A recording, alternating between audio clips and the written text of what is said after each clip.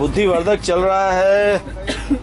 इसे खैनी कहते हैं बिहार में। महाराष्ट्र में क्या बोलते हैं दादा? महाराष्ट्र में तम्बाकू हैं? तम्बाकू बोलते हैं, तम्बाकू। तो महाराष्ट्र से हम मंगाते हैं अनार, अंगूर, संतरा, किशमिश, प्याज, और खैनी हम भेजते हैं अपने बिहार समस्तीपुर से पूरे भारत को। है? पता नहीं, खैनी को नगदी फसल कहते हैं। नगदी मीन्स कि खेतों में वो फसल जो फसल होने के बाद आप तुरंत बेचकर पैसा कमा सकते हैं, और दूसरी फसल जो होती है जैसे गेहूं, चावल, दाल, इन सब चीज़ों को नगदी नहीं कहते। इनको स्टोर करते हैं, इनको अपने खाने के लिए भी इस्तेमाल करते हैं। क्या तिवारी बाबा ठीक बोल रहा हूँ ना मैं? एकदम बिल्कुल सही। हालांकि मेरे नसीब में वो खेत नहीं है, वो खलियान नहीं है। मैं तो शहर की गलियों का रहने वाला हूँ, और अभी 3 ब्राह्मणों के साथ में ज्ञान ले रहा हूँ।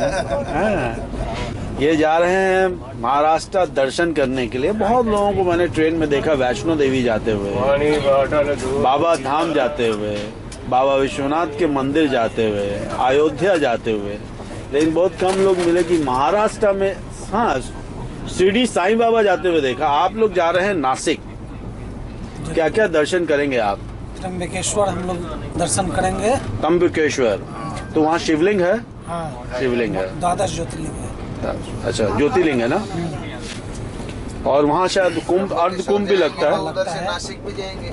हाँ, नासिक से शिरडी, औरंगाबाद जाएंगे, नासिक से भी 90 टिकनापुर जाएंगे, परली बैजनाथ। परली बैजनाथ। पड़ली बैजनाथ। क्या क्या है थोड़ा थोड़ा बताइए मुझे। मतलब धार्मिक स्थानों भारत में, पूरे भारत में 12 ज्योतिर्लिंग है। अच्छा, 12 ज्योतिर्लिंग है। जी जी। इसमें जैसे कि यहाँ हम लोग ऐसे मान्यता है, कुछ 1-2 ज्योतिर्लिंग का लोगों के बीच में मान्यता अलग अलग। अच्छा, जैसे कुछ लोग कहते हैं कि बैद्यनाथ जो है हमारा देवघर में, हाँ, लेकिन आप श्लोक पढ़ेंगे तो उसमें वो लिखा हुआ है परली बैद्यनाथ। अच्छा, पड़ली बैद्यनाथ महाराष्ट्र में ही है। अच्छा, पड़ली बैद्यनाथ और बैद्यनाथ धाम दो धाम है। 2 धाम है। तो बैद्यनाथ धाम जो है हमारे अपने देवघर में जो पड़ता है झारखंड में, जैसे जो 12 ज्योतिर्लिंग है, जी जी, तो उसमें परली बैद्यनाथ का ही जिक्र है।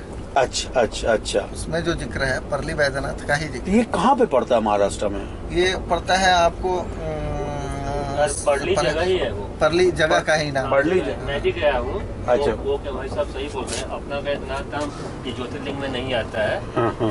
ये क्या है, यहीं का परली बैद्यनाथ धाम ही ज्योतिर्लिंग में आता है। अच्छा, तो ये पड़ली बैद्यनाथ धाम कहाँ पे है? कहाँ जाना होता है? नासिक के पास है? नहीं, नासिक से काफी दूर है। औरंगाबाद जिले में पड़ेगा शायद। औरंगाबाद जिले में पड़ता है। अच्छा, और औरंगाबाद में भी एक और ज्योतिर्लिंग है। भीमाशंकर। भीमाशंकर। अच्छा, नहीं, भीमाशंकर नहीं है, कृष्णेश्वर। अच्छा, और एक पूना के पास है भीमाशंकर। भीमाशंकर। बहुत अच्छा, दूर चला गया। हाँ, तो ये है। हम लोग का एक टीम है। भगवान शिव के भक्त हैं आप लोग। हाँ, जरूर। सुनते हैं कि भगवान शिव बहुत जल्दी खुश हो जाते हैं और बहुत तरह का वरदान दे देते हैं। तो अगर मान लीजिए भगवान शिव खुश हो जाते हैं और आते हैं आपके सामने, तो कौन कौन सा वरदान आप मांग सकते हैं अपने सबसे लिए? पहला तो वरदान हम मांगेंगे कि वसुधैव कुटुंबकम कहते हैं, सारा भारत सुखी और ये कम्युनलिज्म जो है ना सबसे पहले खत्म हो जाए। संप्रदायवाद जो है वो खत्म हो जाएगा। सब लोग खुशी से रहें। और अभी जो इतना महंगाई है, जो जीवन जीने का हम लोग का तरीका है, अलग अलग मतलब जो पहले हम लोग रहते थे, कितना कम में कितना खुश रहते थे। बहुत कम रिसोर्सेज में भी हम लोग खुश रहा करते थे। हम लोग को याद है कि तिवारी बाबा जोर से बोलना पड़ेगा। देखिए मेरी भी आवाज है और आपकी भी आवाज है। बाबा बोले तो बाबा की आवाज। हाँ, वो तो है। राकेश तिवारी उर्फ बाबा, जिला आरा, भोजपुरी में कहीं। हाँ, भोजपुरी में। तो पहले हमने के बहुत कम में खुश रहते हैं, बहुत कम। माने सब कुछ ना रहते हुए भी खुश रहते हैं। आज सब कुछ रहते हुए भी दुखी बा। बड़ा विचित्र विडम्बना। एगो सिंपल सा उदाहरण देखिए, पटना रही 30-35 हजार के नौकरी करे वाला 10-15 हजार खर्च करते थे कमाए खातिर। 30-35 हजार कमाए खातिर एगो सिंपल सा MR के नौकरी करे वाला 30,000 सैलरी मिलेगा, 10,000 मोटरसाइकिल के तेल कर देगा, हाथ में आवेला 25,000। बिल्कुल खुश नहीं। हमने के देखले भाई या पहले यहाँ से ज़्यादा दिन ना 25-30 साल पहले कि कुछ ना रहत रहे घर में, सब लोग खूब खुश रहे, दिन भर कोनो काम धंधा रहे तब वो खुश रहे। So this is very interesting thing Rakesh Baba ने बताया, तिवारी बाबा ने बताया कि अब जो है सैलरी आपकी चाहे हजारों में हो या लाखों में, लेकिन आप खुश नहीं हैं। और पहले का एक समय था जो आज से 25 साल या 30 साल या 35 साल पहले कमाई आपकी कुछ भी ना हो फिर भी आप खुश रहते थे। तो खुशी और कमाई के बीच का जो रिलेशनशिप है ये है कि खर्चा इतना बढ़ गया है कि अगर आपने 25,000 और 30,000 रुपए की कमाई के लिए 15,000 का पेट्रोल जला दिया तो आपके हाथ में क्या आया। सो अब कठिन समय है, कठिन समय है। और भगवान शिव मिलेंगे तिवारी बाबा को तो बोलेंगे कि भाई संप्रदायवाद खत्म करें ले चले हमें और महंगाई कम करें। और आप पाठक जी क्या मांगेंगे? हम तो मांगेंगे बल बुद्धि विद्या दे हुमई हरहु कलेश विकार। फिर से एक बार, बल बुद्धि विद्या दे हुमई हरहु कलेश विकार। पहले मेरा हरिये, उसके बाद तो हम तो हरिये लेंगे दूसरे के। हम पहले योग्य बने और लोगों को मतलब हम प्रेरणा देंगे। और इस तरह का कुछ श्लोक कहते हैं, इसको क्या कहते हैं आप? थोड़ा सा बताइए। हाँ, हाँ। द्वादश लिंग वाला बता दीजिए। ये कौन सा? द्वादश लिंग सौराष्ट्र सोमनाथ याद नहीं क्या? बताइए पाठक बाबा, बताइए क्या मतलब क्या और क्या जानना चाहते? कुछ भी बताइए, जो भी आप बताना चाहते हैं। आज जो आप चाहते हैं कि हम यात्रीगण जाने, आपके माध्यम से देश जाने, हमारे चैनल बिहार व्यू से लोग जाने, बताइए कुछ शिव के बारे में बताइए, कोई धार्मिक स्थान के बारे में बताइए। राकेश बाबा ने आपसे बताया कि 12 ज्योतिर्लिंग है, 12 ज्योतिर्लिंग, जिनमें महाराष्ट्र में भी 3 है। ऐसे मनाता है तो 3 है, 4 हम लोग मानते हैं। जनरली 2 कहा जाता है लेकिन 3 है। तो जो है हम लोग का एक इच्छा होता है कि हर साल हम लोग जाते हैं जहाँ भी दर्शन करने के लिए, वहाँ हम लोग मानते हैं और बाबा से मनाते हैं कि एक साल मेरा कम से कम खुशी से काटिए, हम लोग दूसरे साल जरूर आएंगे दर्शन करने।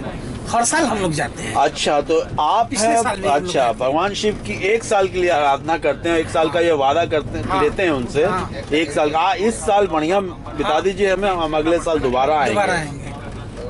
तो इंस्टॉलमेंट में लेते हैं आशीर्वाद भगवान शिव से आप? अब लाइफ टाइम तो ले नहीं सकते हैं, लाइफ टाइम का ठेका तो भगवान लिए नहीं है। अगर हम सही करेंगे तो सब सही होगा, गलत करेंगे तो सारा गलत हो जाएगा। सैलरी तो 1 महीने का ही मिलता है, 1 साल की मिल रही है। 1 साल के लिए दे रहे हैं, वो तो हम पे एहसान कर रहे हैं, हम एहसान उन पे नहीं कर रहे हैं। ठीक है, तो हम लोग हर साल जाते हैं, हम लोग मांगते हैं उनसे और विनती करते हैं कि बाबा 1 साल हमको अच्छा रखिए, उसके बाद फिर हम आके दर्शन करेंगे। वैसे हम लोग कंटिन्यूअस है। अभी आप कितना कर चुके हैं ज्योतिर्लिंग? अभी हम 8 कर लिए हैं। 8 कर लिए। अच्छा, 8 मतलब ये हम ज्योतिर्लिंगों का दर्शन आप कर चुके अभी हैं? जाएंगे हम, अच्छा। तो ये 8 हम कर लेंगे, 8 पूरा हो जाएगा मेरा। भगवान शिव की आराधना करने के लिए क्या करना चाहिए, क्या क्या नहीं करना चाहिए और क्या क्या करना चाहिए जिससे भगवान शिव खुश होते हैं? सिंपली सी चीज है, किसी आराधना में कहीं कोई बाधा नहीं है, आप जैसे हैं वैसे ही कीजिए। ऐसा कहीं कुछ नहीं लिखा है हमारे शास्त्र में कि आपको ये करना है वो करना है, ऐसा कुछ नहीं है। आपका जो मन जचे, अच्छा, मन में जो उठ गया, अच्छा, लेकिन अच्छा उठना चाहिए, अच्छा, उसको आप कीजिए। ऐसा कुछ नहीं है, कहीं ऐसा नहीं लिखा है कि 5 घंटा पूजा करना है, ये वो ऐसा कुछ नहीं है। हमको शांति रखिए। और कुछ विचार है जो हमारे ऋषि मुनि, हमारा शास्त्र वेद जो कहता है, अच्छा, के अनुरूप आचरण कीजिए, किसी को कष्ट मत दीजिए। किसी को कष्ट मत दीजिए। भदौरिया साहब की तरह चाय पिलाइए तो चीनी ज्यादा डालिए। क्या भदौरिया साहब? चीनी डाल रहे हैं, अच्छा, बहुत चीनी डाल रहे हैं। तो और भगवान शिव के साधक हैं आप लोग बेसिकली? हाँ, तो भगवान शिव के जो साधक होते हैं वो बहुत स्ट्रॉन्ग मैन होते हैं, मसल्स मैन होते हैं। जैसे जो भी भगवान शिव की आराधना करते हैं, they are all are strong people, very tough people. Shiv तत्व जो होता है वो सहज तत्व होता है, सहज रहना। अच्छा, कोई आडम्बर नहीं, कोई पूजा पद्धति नहीं। सिर्फ सहज रहना, अपने मन को एकाग्र करना चाहिए, अपने वृत्ति पर कंट्रोल करना। सहज मतलब थोड़ा सा सहज मतलब एकदम सहज है, जैसे सिंपल। हाँ, आप जैसे सहज है, बिना कोई विचार लिए आप हम उनसे सवाल कर रहे हैं, इसके पीछे कोई पूर्वाग्रह नहीं है, इसी को सहज बोलते हैं। अभी आप संपूर्ण शिव तत्व ही है, शिव तत्व बोलते हैं, सहज रहना। और इसमें आडंबर नहीं है कुछ। मन एक स्थिति है, शिव का एक मन स्थिति हो जो आंतरिक होता है, और मन निवृत्ति, मन का निवृत्ति करना ही से शिव तत्व की प्राप्ति हो जाती है। सबसे आसान है कि राकेश जी बोले हैं, सुखी रहना। अपने साधन को जितना आप कम कीजिएगा, ठीक है, आपका सुख बढ़ जाएगा। मनुष्य क्या है, मन के अधीन रहता है, मन चंचल होता है, हमेशा जो मनुष्य है मन के पीछे भागते रहता है, उस मन को रोकना है और सहज अपने आत्मा में विराजमान रहना है, वही शिव तत्व है। तो ठीक है, आज शाम के लिए इतना ही, और कुछ विचार अगर आपके पैदा होंगे तो फिर हम लोग मिलते हैं, जरूर किसी खास विषय पे भी बात करेंगे। जरूर करेंगे। सो धन्यवाद। तो आप देख रहे हैं बिहार व्यू, मैं हूं विमल चौधरी। सो सर, बिजी हैं आप? ठीक है, पूछा आपने, इसलिए कि आदमी सब जानता है।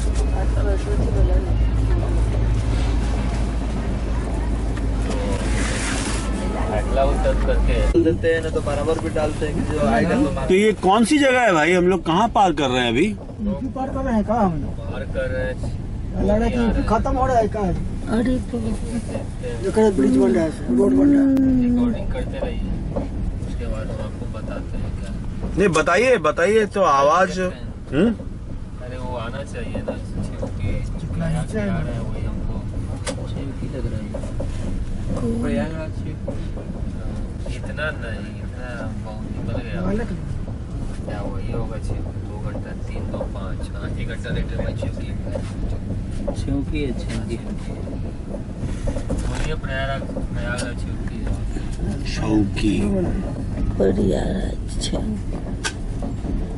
ऐसे नहीं है,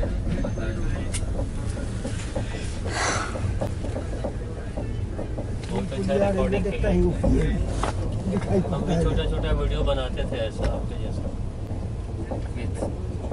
ग्रुप में डालते थे। तो उस समय आप प्रयागराज चौकी आ रहे हैं। तो टाइम क्या हो रहा है भैया? 6 बज रहे हैं। 6 चाय गरम, चाय सवा घंटा लेट है। सवा घंटा लेट हो गई। मुगल सराय तक टाइम से पहले थी। हाँ, टाइम से 10 मिनट पहले थे। मैं आपको उसी समय बोल दिया था कि लेट अब होगा अच्छी हो सकती। रात में कहीं मेकअप करे कहीं कर ले, लेकिन तो वो लेट जाएगा ही। वहाँ से यहाँ और यहाँ से सतना तक इस रूट में लेट होता है। अभी रात टाइम। सो क्या टाइम हो गया sir? Good evening. This time we are in chowki, Allahabad चौकी है। इलाहाबाद से ठीक पहले प्रयागराज चौकी कहलाता है ये जगह जो है। पहले इलाहाबाद तक जाकर ट्रेन मुड़ती थी, बैक होती थी और इलाहाबाद में स्टेशन में रुकती थी ट्रेन, और अब चौकी से सीधे निकल जाएगी ये। और इस समय वक्त क्या है साहब?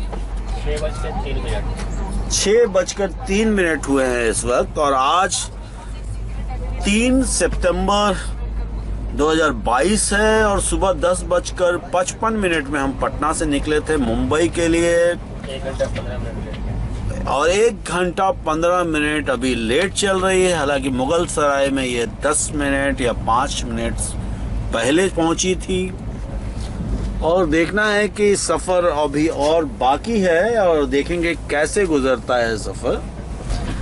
फिलहाल तो बहुत अच्छा और बहुत ख़राब नहीं है, ठीक ठाक है। भीड़ तो है नहीं, लेकिन एक भाई साहब जो हैं उनको RAC मिली है और एक सीट पे 2 लोग जा रहे हैं।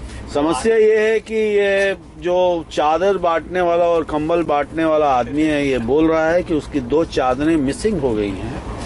ये भी एक इंटरेस्टिंग स्टोरी है। और साथ साथ ये कि आरएसी में जो 2 लोग सफर कर रहे हैं उनमें कह रहा है कि एक ही कंबल में आप दोनों लोग सफर करें और एक ही चादर और एक ही तकिए से गुजारा करें। लेकिन रिक्वेस्ट करने पे दिया है उसने, अगर मान लीजिए कि एक मेल और एक फीमेल को पैसेंजर होते तो फिर दोनों एक कंबल में कैसे गुजारा करते। ये भी एक इंटरेस्टिंग स्टोरी है, मसला है ये। और अगर भाई साहब मैं ही हूँ और ये क्या मेरे साथ है, ये आपके साथ हैं, एक दोनों जवान लोग हैं, लेकिन उम्र जवानी की भी उम्र होती है, एक 50 और 52 के हैं, नहीं 47 48 के हैं और एक 23 साल के हैं। ये 23 साल के युवा हैं और दोनों अगर उसने कंबल नहीं दिया होता दूसरा तो एक ही कंबल में गुजारा करना होता इनको। एडजस्टमेंट कर लिया जाए, एडजस्टमेंट कर लेते आप, लेकिन एक कंबल में अगर 2 लोग होंगे तो हरकतें अच्छी भी हो सकती हैं और बुरी भी हो सकती हैं क्या। सो